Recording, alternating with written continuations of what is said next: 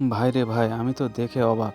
দেখেন, আমাদের সন্তানদের আমরা স্কুলে যাওয়ার সময় টিফিন করে দেই লুডুস কিনে, কত আনন্দ করে লুডুস খাওয়াই। আমরাও খাই লুডুস দোকান থেকে কিনে। তা আমরা জানি না যে লুডুসটা কী দিয়ে তৈরি হয়। তো এই জিনিসটা আপনারা যদি দেখেন, তা আর আমার মনে হয় লুডুস আর কিনে খাবেন না। আর আমাদের সন্তানদেরও আমরা আর খাওয়াবো না। দেখেন কীভাবে লুডুস তৈরি হয়। আমি তো দেখে অবাক হয়ে গেছি ভাই। আপনারা দেখেন ভিডিওটা, দেখতে থাকুন শেষ পর্যন্ত কীভাবে লুডুস তৈরি হয়। ভিডিওটা অবশ্যই শেয়ার করবেন, সবাইকে দেখার সুযোগ করে দেবেন প্লিজ।